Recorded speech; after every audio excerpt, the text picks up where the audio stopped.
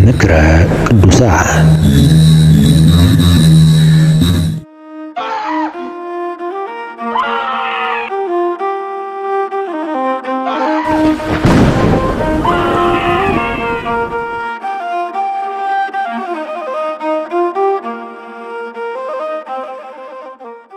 ነገር ሁሉ ለበጎ ነው። ፉንሽኖዳ ሳልሳዊ የተስፋ ሕይወት ከሚለው መንፈሳዊ መጽሐፋቸው የተወሰደ ምክር። ብዙ ሰዎች ከፈተናና ከመከራ የተነሳ ከፍተኛ ጭንቀት ውስጥ ስለሚወድቁ ተስፋ ይቆርጣሉ። ይሁን እንጂ መጽሐፍ ቅዱስ እግዚአብሔርን ለሚወዱት እንደ ሐሳቡም ለተጠሩት ነገር ሁሉ ለበጎ እንዲደረግ እናውቃለን ይላል። በዚህ ረገድ መጽሐፍ ቅዱስ ብዛት ባላቸው የሚያጽናኑ ታሪኮች የተሞላ ነው። የጻድቁ ዮሴፍ ታሪክ።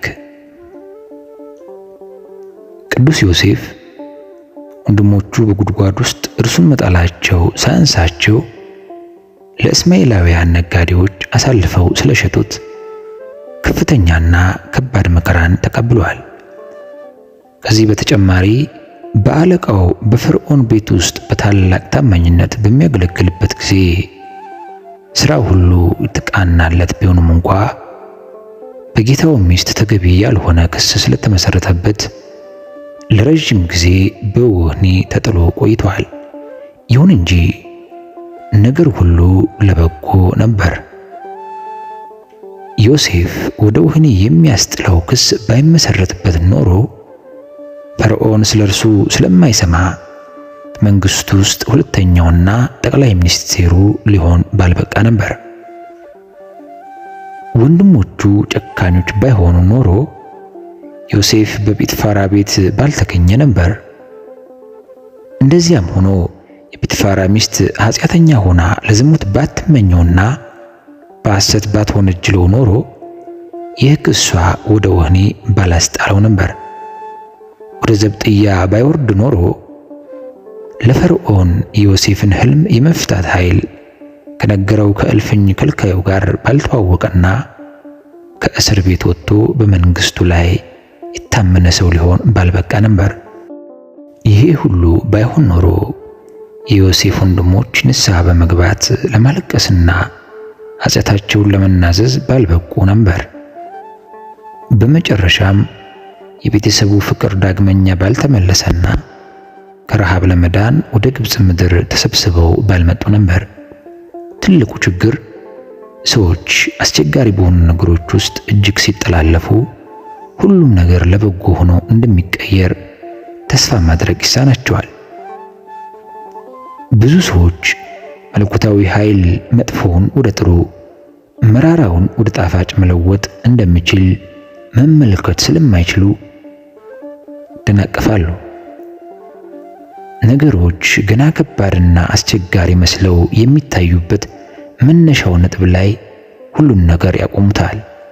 የጻድቁ ዮሴፍ ታሪክ ሁሉንም ነገር ለበጎ እንደሚደረግ የሚያሳይ በተስፋ ላይ የተመሰረተ ትምህርት ለመሆኑ ምንም ጥርጥር የለውም። እስኪ አሁን ደግሞ ሌሎች አስደናቂ ነጥቦችን እንመልከት። የአዳም ኃጢአት። ይህ ዓለም ሊቆጠሩ በማይችሉና የከበሩ ጥፋቶች ውስጥ እንዲገባ የመራው ኃጢአት ነው። በአዳም ምክንያት ኃጢአት ወደ ዓለም ገባ፣ በኃጢአትም ሞት። ሮሜ 5:12። ይሁን እንጂ ከመራራው ጣፋጭ ነገርን ማውጣት የማይሳነው እግዚአብሔር ሁሉን ነገር ለበጎ እንዲሆን አደረገ። የዚህም ውጤቱ እግዚአብሔር እኛን ምን ያህል በእውነት እንደሚወደን ማወቅ መቻላችን ነው። እግዚአብሔር አንድያ ልጁን እስኪሰጠን ድረስ ዓለሙን እንዲወዷልና ዮሐንስ 3:16። ይህ ባይሆን ኖሮ የንስሐንና ከኃጢአት ነፃ የመውጣትን ጸጋን ልንቀበል ባልቻልን ነበር። አዳም ኃጢአትን ባይፈጽም ኖሮ በገነት ውስጥ እየበላና እየጠጣ ከእንስሳት፣ ከአዕዋፋት፣ ከአሶች ጋር በሆነ ነበር። አሁን ግን እግዚአብሔርን መንግሥት ሊታይ የማይቻለውን ቡራኬውንና ዓይን ያላየውን ጆሮም ያልሰማውን በሰውም ልብ ያልታሰበውን መንግሥቱ ልናገኝ ችለናል። በዚህም ከቅዱሳን መላእክት ጋር አንድ ላይ ለመሆን እንታደላለን። ይህ ደግሞ ሌላ ነጥብ እንድናስተውል ግድ ይለናል። ሞት። ብዙ ሰዎች ሞትን ከመጥላታቸውም በላይ ለተስፋ መቁረጥ ምክንያት አድርገው ያቀርቡታል። ሰዎች ሐዘን ሲገጥማቸው በአብዛኛው ጥቋቁር ልብሶችን በመልበስ ሞትን በእንባና በለቅሶ ይቀበሉታል። ይሁን እንጂ የሞት ነገር እንኳ ለበጎ ሊሆን ይችላል። ሞት ሰዎች ከፍተኛውን ደረጃ በእርሱ በኩል የሚያገኙበትና ወደ ተሻለ ሕይወት የሚሸጋገሩበት ነው። በትንሣኤ ይዘን የምንነሳው ሰማያዊና መንፈሳዊ አካል ነው። በዚያን ጊዜ በክብር የምንነሳው የእግዚአብሔርን መንግሥት የሚወርስ ሰማያዊ አካል ይዘን ነው። አንደኛ ቆሮንቶስ ምዕራፍ 15። ሞተን ወደ መቃብር ስንወርድ ግን ይዘን የምንወርደው ይህንን የተፈጥሮ አካላችንን ነው። ታዲያ ሞት ለበጎ እንዲደረግ አልተመለከታቸውምን? እስኪ ቅዱስ እንጦንስና የአባቱን የአሟሟት ታሪክ እንመልከት። ለአባ እንጦንስ የአባቱ አሟሟት በዓለማዊ ሕይወት በሟችነትና በከንቱነት ላይ ጥልቅ ትምህርት እንዲያገኝ ረድቶታል። በዚያን ጊዜ ወጣቱ እንጦንስ የሟች አባቱን አስከሬን ተመልክቶ እንዲህ ነበር ያለው: ታላቅነትህና ጉልበትህ ወዴት ደረሰ? አንተ ይህን ዓለም ያለ ፈቃድህ እንድትለቀው ተገድደሃል። እኔ ግን እኔን ያለ ፈቃዴ ከመውሰዳቸው በፊት በገዛ ፈቃዴ ይህንን ዓለም ትቼው እሄዳለሁ አለ። ይህ ቅዱስ እንጦንስ የምንኩስና ሕይወት የመጀመሪያው ምዕራፍ ነበር። በሽታ ሰዎች በምርምርና በመድኃኒት ተዋግተው የሚያመልጡት ጤናን የሚያውክ ነገር ነው። ይሁን እንጂ በሽታ እግዚአብሔርን ለሚወዱ ሁሉ ለበጎ ሊመጣ ይችላል። ጥልቅ የሆኑ ስብከቶች ሰውን ወደ ንስሐ ከሚመሩት ይልቅ ብዙ በሽታዎች ወደ ንስሐ ይመራሉ። በተለይ ከባድና የሚያሰቃዩ በሽታዎች ብዙ ሰዎች በእግዚአብሔር ፊት ቃል እንዲገቡ፣ ስለት እንዲሳሉ፣ ከእግዚአብሔር ጋር አዲስ ሕይወት እንዲጀምሩ፣ ንስሐ እንዲገቡና ራሳቸውን ለሞት አዘጋጅተው እንዲቀመጡ ያደርጓቸዋል። በዚህ አይነት መንገድ በሽታዎች በሰዎች ላይ ለበጎ ይመጣሉ። ሌሎች በሽታዎች ደግሞ ሰዎችን ወደ ጸሎትና ወደ ንስሐ ይመራሉ። በሽታዎች ሰዎች የተቀደሱ መካናትን እንዲጎበኙ፣ የመላእክትንና የቅዱሳንን አማላጅነት እንዲጠይቁ፣ በበዓላት በቅዳሴ ላይ እንዲገኙና ለድሆችና ለድሃ አደጎች በጎ እንዲያደርጉ ይመራሉ። እንዲህ ባለው መንገድ የታመመው ሰው ሁሉ ወደ እግዚአብሔር በመቅረብ ተጠቃሚ ከመሆኑም በላይ ቤተሰቦቹም ሆኑ ጓደኞቹ መንፈሳዊ በረከት እንዲያገኙ ያግዛል ወይም ምክንያት ይሆናል። በሽታዎች ቅዱሳን ካለባቸው ድካምና ከከንቱ ክብር እንዲወጡ ለማድረግ ይረዳሉ። ሐዋርያው ቅዱስ ጳውሎስ ይህንን በመገንዘብ እንዲህ በማለት ይናገራል: ስለዚህም በመገለጥ ታላቅነት እንዳልታበይ የሥጋዬ መውጊያ እርሱም የሚጎስመኝ የሰይጣን መልእክተኛ ተሰጠኝ፣ ይኸውም እንዳልታበይ ነው። ሁለተኛ ቆሮንቶስ 12። ይህ ሐዋርያ እንዲህ ያለው በሽታ ከእርሱ እንዲርቅ ጌታን 3 ጊዜ ቢማጸንም ከኢየሱስ ክርስቶስ የተሰጠው መልስ ጸጋዬ ይበቃሃል የሚል ነበር።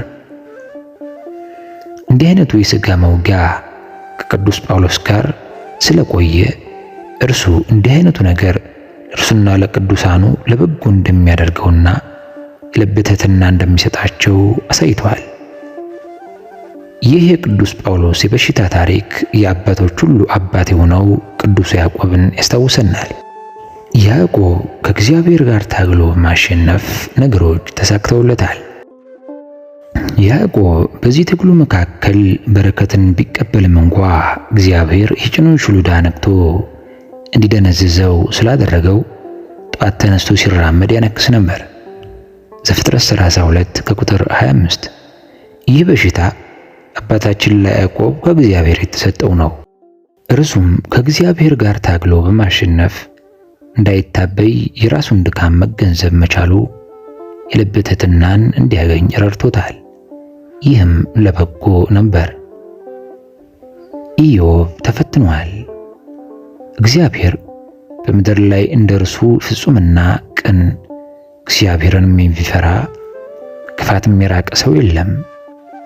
ኢዮብ 1 ከቁጥር 8 በማለት ከአንዴም 2 ጊዜ የመሰከረለት ጻድቁ ኢዮብ እንዲፈተን አሳልፎ የሰጠው ለምንድን ነው ብለን ልንጠይቅ እንችላለን። በእርግጥም እንዲህ አይነቱ ጻድቅ ሰው የሚፈተነው ለምንድን ነው? እውነታው ግን እንዲህ አይነቱ ፈተና ስለተለያዩ ምክንያቶች ለበጎ እንደሚደረግ ከዚህ በመቀጠል እንመለከታለን። ፈተናው ኢዮብን ወደ ትሕትና ስለመራው ለእርሱ ጠቃሚ ነበር። ኢዮብን በመጠኑም ቢሆን ከንቱ ግብዝነት ተዋግቶታል። እርሱ ጻድቅ መሆኑን ስለራሱ እንዲህ ብሎ መናገሩን ያውቃል። ጽድቅን ለበስኩ፣ እርሷም ለበሰችኝ፣ ፍርዴም እንደ መጎናጸፊያና እንደ ኩፋር ነበር። ኢዮብ 29 ከቁጥር 14። በሌላ ቦታ ላይ ደግሞ ኢዮብ ስለ ራሱ ጽድቅ የተናገረው ተጽፏል። ኢዮብም ራሱን ጻድቅ አድርጎ ነበርና ኢዮብ 32 ከቁጥር 1። ይህ ስለሆነም የመጡበት ፈተናዎች እግዚአብሔርን ወደ ማወቅና ወደ ልብ ትሕትና ስለመሩት ለበጎ የተደረጉ ጠቃሚ ፈተናዎች ነበሩ። ኢዮብ ስለዚህ ራሴን እንቃለሁ፣ በአፈርና በአመድ ላይ ተቀምጬ እጸጸታለሁ ኢዮብ 42 ከቁጥር 6 በማለት መናገር ሲጀምር እግዚአብሔር ፈተናዎቹን ሁሉ ከእርሱ አራቀለት። ፈተናው ለሦስቱ የኢዮብ ባልንጀሮችም ጠቃሚ ነበር። የኢዮብ ባልንጀሮች የሚያዳክሙ አጽናኞች ከመሆናቸው በላይ በኢዮብ ላይ ፈርደውበታል። ስለ እግዚአብሔርም መልካሙን ስላልተናገሩ የሚያቃጥል መስዋዕት እንዲያቀርቡ ሆነዋል። ፈተናው ለመላው ዓለም ጠቃሚ ነበር። ሰዎች ሁሉ ከኢዮብ ፈተና ትዕግስቱን እንደ ሐዋርያው ቅዱስ ያዕቆብ ይማራሉ። ሐዋርያው ቅዱስ ያዕቆብ ከኢዮብ ትዕግስትን ስለተማረ መላው ዓለም እንዲማር እንዲህ በማለት ጽፏል። ወንድሞች ሆይ የመከራና የትዕግስት ምሳሌ የሆኑትን በጌታ ስም የተናገሩትን ነቢያትን ተመልከቱ። እነሆ በትዕግስት የጸኑትን ብፁዓን እንላቸዋለን። ኢዮብ እንድታገሰ ሰምታችኋል። ያዕቆብ 5 ከቁጥር 10። ፈተናው በቤተሰቡና ከንብረቱ አንጻር ለኢዮብ ጠቃሚ ነበር። ኢዮብም ስለ ወዳጆቹ በጸለየ ጊዜ እግዚአብሔር ቀድሞ በነበረው ፋንታ 2 እጥፍ አድርጎ ለኢዮብ ሰጠው። እግዚአብሔር ከፊተኛው ይልቅ የኋለኛውን ለኢዮብ ባረከ ይላል። እግዚአብሔርም ለኢዮብ መልሶ ስለሰጠው ወንዶችና ሴቶች ልጆቹም በመጽሐፍ የተጻፈው እንዲህ ተብሎ ነው።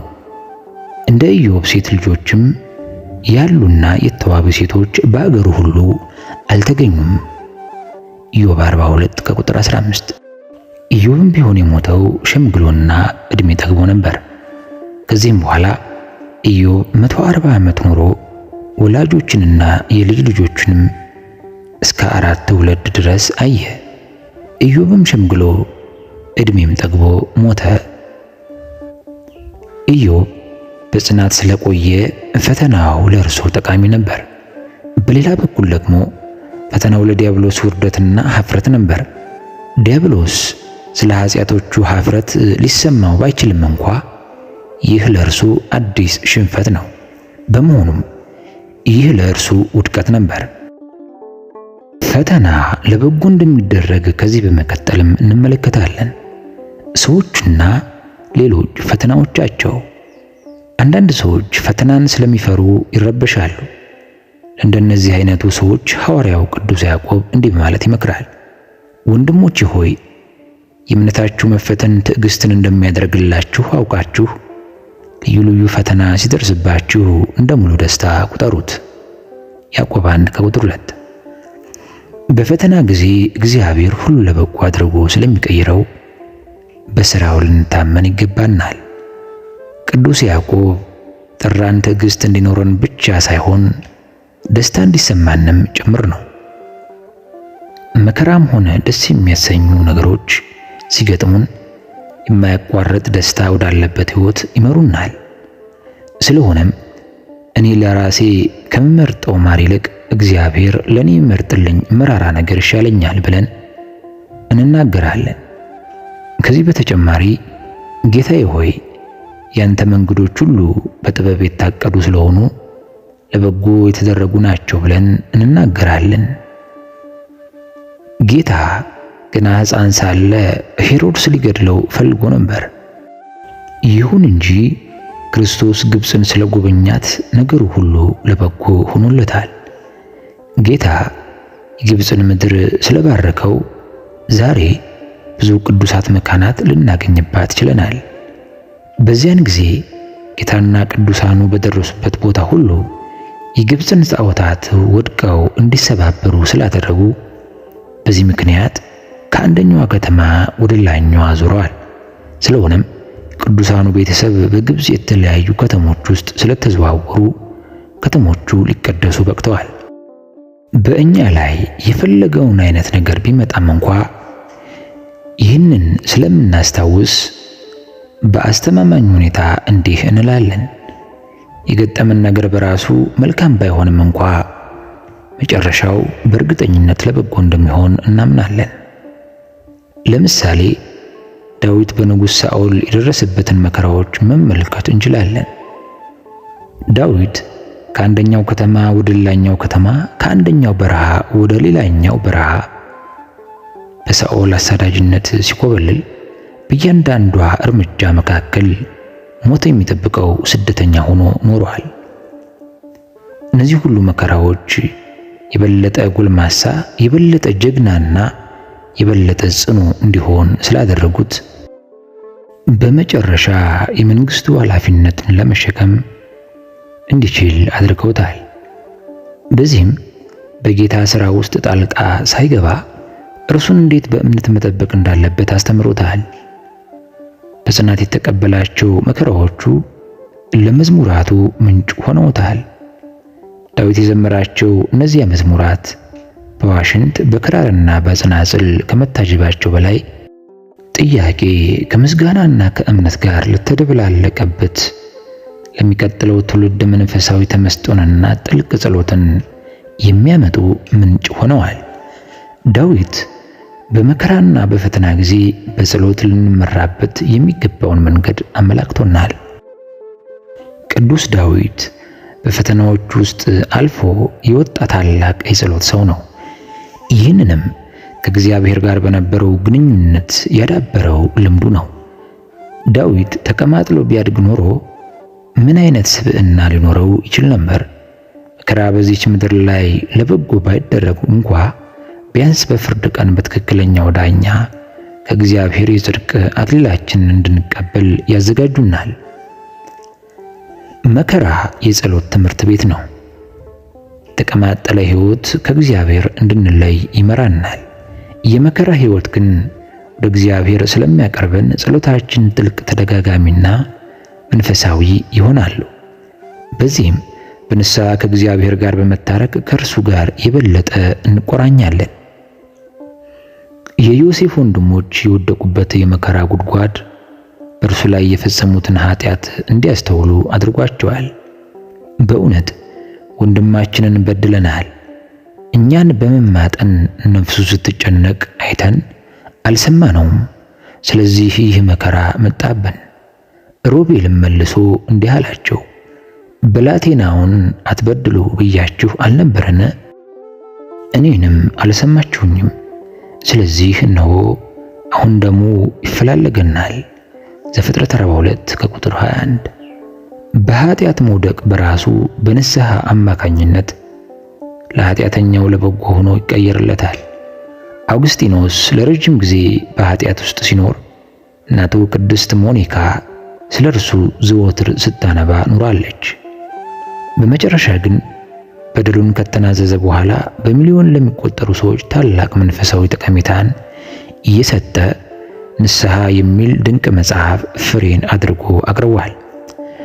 በዚህ መጽሐፍ ውስጥ አንድ ሰው ብላቴና ወይም ሕፃን በነበረበት ወቅት የሰራቸውን ኃጢአቶች በማስታወስ በግልጽ ንስሐ የሚገባባቸውን መንገዶች አመላክቷል።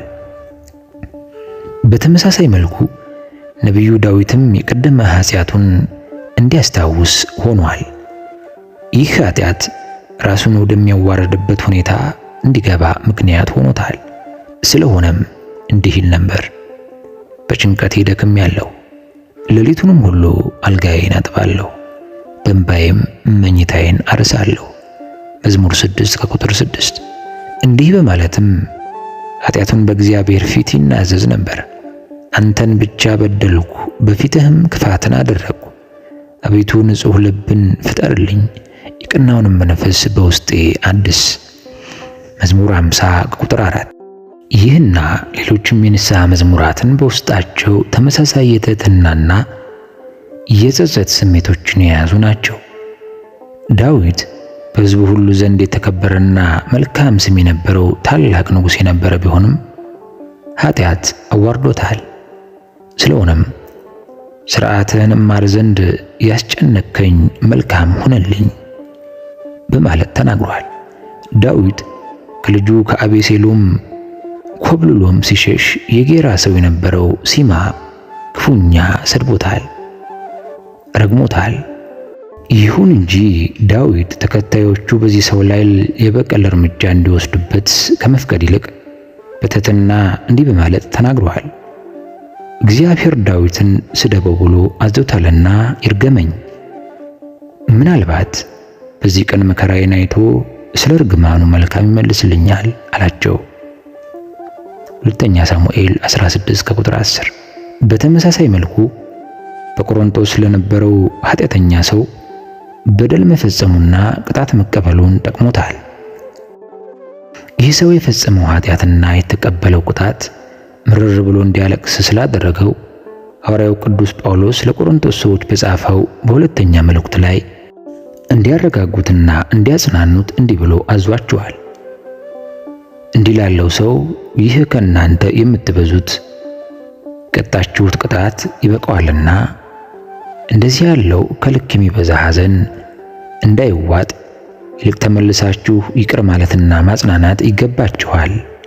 ሁለተኛ ቆሮንቶስ ምዕራፍ 2 ከቁጥር 6። በዚህም ክፉን ሰው ብቻ ከመካከላቸው አውጥተው እንዲያገሉት ለከተማው ነዋሪዎችና ሌሎች ሰዎች ትምህርት ሰጥቶ ያለፈ ነገር ሆኗል። አንድ ሰው በኃጢአት ሲወድቅ ይህ አወዳደቁ ለሌሎች ኃጢአት ለወደቁ ሰዎች ታላቅ ርኅራኄን እንዲያደርግ ይረዳዋል። በተለምዶ በኃጢአት የወደቀውን ሰው የዲያብሎስ ውጊያዎች ጥንካሬና በኃጢአት የወደቅን አጋጣሚ ከልምድ እንዲገነዘብ ያደርገዋል። ምክንያቱም በመጽሐፍ ቅዱስ ስለ ኃጢአት ጥንካሬ ወግታ የጣለቻቸው ብዙ ናቸውና እርሷም የገደለቻቸው እጅግ ብዙ ናቸው። ምሳሌ 7 ከቁጥር 26 ተብሎ ተጽፏል። ይህም ስለሆነ ሐዋርያው ቅዱስ ጳውሎስ እንዲህ በማለት ተናግሯል። ከእነርሱም ጋር እንደታሰረ ሆናችሁ እስሮችን አስቡ፣ ተጨነቁትንም ራሳችሁ ደግሞ በሥጋ እንዳለ ሆናችሁ አስቡ። ይህ የሰውን ተፈጥሮና ድካም ይገልጣል። ይህም ለበጎ ሆኖ ስለሚቀየር በኃጢአት የወደቀውን ሰው ወደፊት ጠንቃቃና ትክክለኛ እንዲሆን ከማድረጉም በላይ ከቸልተኝነት እንዲርቅ ያደርገዋል። በተመሳሳይ አንድምታም የአንድን ሰው ድካም ሙሉ ለሙሉ ገልጦ ስለሚያወጣ ማንኛውንም አይነት የትዕቢት አስተሳሰብ ለማስወገድ እድሉን ስለሚሰጥ ይህንን ሰው እንዲህ ያለው ነገር ዳግመኛ እንዳይፈትኑት ይረዱታል።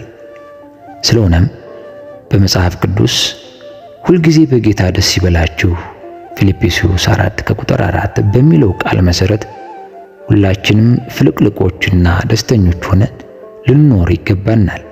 ስለዚህ ምንም አይነት ነገር ቢያጋጥመን እንኳ እኛ ራሳችንን ከምንወደው በላይ በሚወደን እኛ ለራሳችን ጥሩ ከምንለው በላይ ለእኛ ጥሩን በሚያደርግልን ሁሉንም ነገር ደግሞ ለእኛ ለበጎ አድርጎ የሚቀይር አምላክ እንስሳትን፣ አዕዋፋትን፣ እጽዋትን ለእኛ ለበጎ ሆነው እንዲፈጠሩ አየሩ፣ ፀሐይዋ፣ ጨረቃዋና ከዋክብቱ ለእኛ በፈጠረውና ሁሉንም ነገሮች ለእኛ ምቾትና ደስታ ሲል ለበጎ አድርጎ በሚቀይረው በእግዚአብሔር እንክብካቤ ስር ያለን ሰዎች መሆናችንን ልናውቅ ይገባናል። ስለሆነም ስለኛ ሲል ነገሮች ሁሉ ለበጎ እንዲሆኑልን ላደረገው አምላክ ምስጋና ልናቀርብ ይገባናል። በጎውን ሁሉ የሚያደርግልን እግዚአብሔር መላእክቱን እንዲያገለግሉን ወደኛ ይልካቸዋል። ሁሉ መዳንን ይወርሱ ዘንድ ስላላቸው ለማገዝ የሚላኩ የሚያገለግሉም መናፍስት አይደሉምን? ዕብራውያን 1 ከቁጥር 14።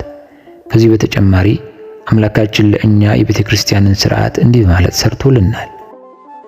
እነርሱም አንዳንዶቹ ሐዋርያት፣ ሌሎቹም ነቢያት፣ ሌሎቹም ወንጌልን ሰባኪዎች፣ ሌሎቹም እረኞችና አስተማሪዎች እንዲሆኑ ሰጠ።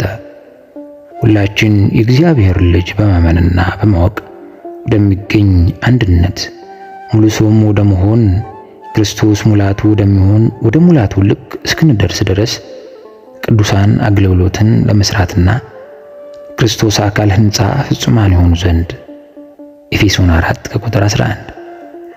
ምንም አይነት ነገር ቢያጋጥማችሁ ሁሉም ነገር ለበጎ ነው በሉ። እግዚአብሔር ሰው እንዲህ ባለው መንገድ ከማንኛውም አይነት የስነ ልቦና በሽታ፣ ተስፋ ከመቁረጥ፣ ከመረበሽ፣ ከማዘንና ከማንኛውም ውስብስብ ነገር ሁሉ ነፃ የወጣ ይሆናል። ስለሆነም ሁልጊዜ በእግዚአብሔርና በሥራው ላይ የተመሰረተና ሰላም የነገሰበት ሰላማዊ ልብ ይኖረናል። ይሁን እንጂ እነዚህ ሁሉ ሊሆኑ የሚችሉት እግዚአብሔርን ለሚወዱት እንደ ሐሳቡም ለተጠሩት ነገር ሁሉ ለበጎ እንዲደረግ እናውቃለን በሚለው ቃል ላይ ስንታመን ነው። እኛ ዛሬ ወደፊት የምንኖርባት የእግዚአብሔር ሀገር በተስፋ አይኖቻችን ልንመለከት እንጂ ይህን ሁካታና ግርግር የበዛበትን ዓለም ልንመለከት አይገባንም። ለእኛ በጣም አስቸጋሪ መስሎ የሚታየን ችግር በእግዚአብሔር ዘንድ ብዙ መፍትሄዎች አሉት። ማንኛውንም የተዘጋ በር ለመክፈት በእግዚአብሔር ዘንድ ያለው ቁልፍ አንድ ብቻ ሳይሆን ብዙ ቁልፎች ናቸው። በእንደነዚህ አይነት መንገድ የተከፈተውን ማንም ሊዘጋው አይችልም። የዮሐንስ ራእይ ምዕራፍ 3 ከቁጥር 7 ተስፋ ፍርሃትን፣ ጭንቀትንና ግራ መጋባትን በመከላከል እረፍትን ይሰጣል። ተስፋ እረፍትን ከመስጠቱም በላይ በተስፋ ደስ እንዲለን ተነግሮናል። ሮሜ 12 ከቁጥር 12። መጥፎውን ወደ በጎ መቀየር የሚቻለውን የእግዚአብሔርን አሰራር ሳትይዝ ወደ ችግሮች ብቻ አትመልከት። እግዚአብሔር ሁሉንም አጋጣሚዎች እርሱ በወደደው መንገድ ማስኬድ ይቻለዋል። በሰዎች ድካም ሊደረግ የማይቻለው ሁሉ በእግዚአብሔር ዘንድ ግን ይቻላል። የሰዎች ጥበብ ሊመጣ ያልቻለውንም የእግዚአብሔርን ጥበብ ይወጣዋል። ምንጊዜም በመለኮታዊ እርዳታ የተከበብክ ስለሆንክ ብቻህን ባለመሆንህ እርግጠኛ ሁን። የሰማያት ወዳጆቻችንና ቅዱሳን ሁሉ በአንተ ዙሪያ ሆነው ስላንተ እንደሚማልዱ እወቅ እያለ በሰፊው የሚነግረን የአባታችን የአቡነ ሽኖዳ መንፈሳዊ ምክር በልቦናችን ይደርብን። ውድ የምክረ ቅዱሳን ቤተሰቦች በየቀኑ የተለያዩ አጠር ያሉ መንፈሳዊ ምክሮችን ከተለያዩ መንፈሳዊ መጻሕፍት እየወሰድን ወደ እናንተ ይዘን እንቀርባለን። ስለዚህ በየጊዜው የምንለቃቸው ምክሮች ወደ እናንተ እንዲደርሱ ሰብስክራይብ አድርጋችሁ የደወል ምልክቷን ተጫኑ። ሌላ ደግሞ ላይክ እና ሼር በማድረግ ለብዙ ሰው እንዲደርስም ተባበሩ። የሰማነውን በልቦናችን ያሳድርብን። ለዛሬ በዚህ ይብቃን።